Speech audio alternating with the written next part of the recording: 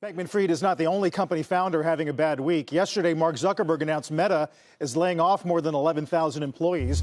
And despite today's big move, Tesla is down 46% this year as Elon Musk appears to be focused on his chaotic Twitter takeover. It was once conventional wisdom that founders care about the long-term health of their business. But without checks on their power, could their egos be doing more harm than good for their companies? To answer that question, let's bring in Jeffrey Sonnenfeld, Senior Associate Dean for Leadership Studies at the Yale School of Management. Jeff, it's great to see you tonight. Thanks for the time. Let's begin with Bankman-Fried because he did apologize in that Twitter chain for taking on too much risk. But did he need someone there to rein him in somehow? He desperately needed somebody to rein him in. And I think your discussion up front is exactly right, that there are strategic issues to wonder about. As you guys were just talking about this pileup of mergers, I don't think there's a single viewer right now that could list even half the companies that he bought at distressed prices to try to bail out the 40 different companies he slammed together. But who was asking the questions about what he was buying into? In fact, does anybody know who on his board? Yeah, we all know who's on his board. Just him. It is astounding that there's no pushback when you have, I don't know, Carl SoftBank, you have Tiger Global, Temasek Holdings out of Singapore, the Sovereign Wealth Fund, BlackRock, Lightspeed, Rabbit Capital, Race, Tom Brady, even Coinbase. And how could they invest in here and not have a single voice on their board to ask where their investment has gone? So, yeah, there's nobody asking questions, nobody providing guardrails. And I bet nobody even knows who the accounting firm is because it isn't one of the top four or the top five right. or the top six. I think it could be Prager Metis or somebody, but, you know, it's not somebody that we're familiar with that would have dug out these right. related party transactions and that mea culpa. Yes. Wow. We heard Mike Novogratz make that mention of Theranos, so we want to be very careful about this, obviously. But does the credibility of investors in the FTX case remind you of the credibility of investors that had been in Theranos? It reminds very much. The thing that's better about Theranos, there was once a scientific board, and they all resigned en masse, and then it became a celebrity board. So one of the dangers of Theranos and many others is when you see a celebrity board of marquee names. In this case, we don't even have that of the marquee names to give us a false sense of reassurance. Here, there was nobody there. At least Theranos, we had some people who were not diligent. You can imagine that there are lawyers going crazy tonight with that mea culpa that he also, misused his own customers' funds. The related party transaction with Alameda, which is his own trading platform that he built the company out of, is pretty egregious. And by saying, "Oops, sorry," that's really not quite enough. And I think it's really alarming. And you hope he's got good lawyers. Right. Let's turn to Zuckerberg. Obviously, we've talked about the pivot to the metaverse and his insistence on this being a long-term goal. Jeff, there are other board members, but obviously they don't have the power Zuckerberg does.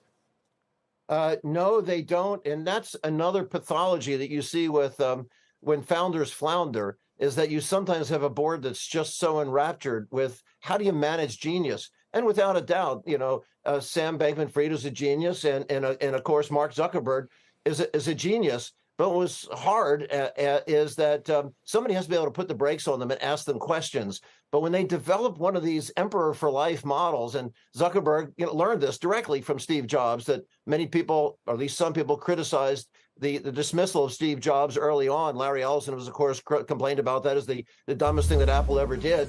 Well, I don't know. Steve Jobs came back. I knew him in the in-between period. He came back a much better leader than he was first round through. And it was appropriate probably to have fired him and probably to have given him a new chance, obviously.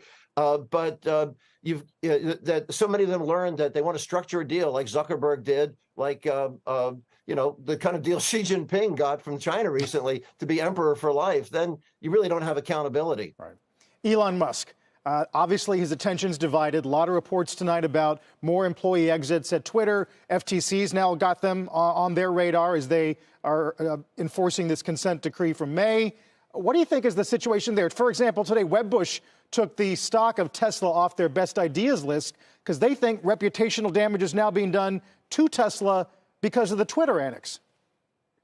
I can tell you that a lot of young recruit MBAs are nervous about taking jobs in part of that portfolio. As we move to Elon Musk and from Zuckerberg to Musk, Now we're talking about the big bucks, is that all Sam Bankman-Fried lost was a mere $20 billion. Kind of be a bad day for me, but I know a lot of your viewers, that's not a big deal. $20 billion loss. But Zuckerberg lost $100 billion, and Musk lost $100 billion now in this his 46% decline. And once again, you've got some big investors that have gone into this with him in the Twitter deal. We have Brookfield and Larry Ellison and Fidelity and what are they? These Jack Dorsey. They also didn't take a single voice, a single seat on a board.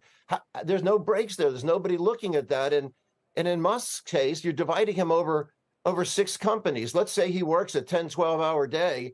That means in a 7-day week, which he doesn't because he's clowning around so much of the time. But let's just say he's working a 70, 80-hour week. That means he's working less than an hour and a half per day in each one of his 6 companies. Right. The Boring Company, what have they done? Where's that tunnel from Los Angeles to Las Vegas? The Boring Company has lived up to its name. I don't know what else they've done other than that. Does any of this make you want to invest in founder-led companies less?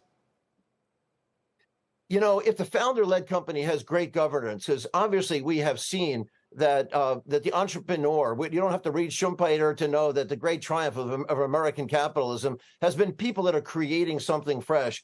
Michael Dell is not like this. Michael Dell, Jeff Bezos, they're very different characters, though, too. I know them both pretty well. They're especially Michael Dell. He would always build in critics. He had a culture of self-criticism, despite what some people might think Bezos did, too. And obviously, they both, in the case of what we saw at Amazon, is Jeff Bezos built in a very strong successor. Andy Jassy actually built the AWS business from scratch as a very young guy. He's been with him for a quarter of a century. As you can see, when they build in those sort of checks and balances, that you have a board that watches out for mission creep, and a board that has expertise in the industry, just not a bunch of celebrities. But yeah, you could start to. It's not crazy to talk about Theranos or WeWork or Groupon or MySpace or WebMD or Napster. So many companies that fall off the cliff because they didn't have proper governance. They didn't figure out, how do you get the best of a genius? Sure, we're better off with Elon Musk in this world, as we are better off, with Mark Zuckerberg.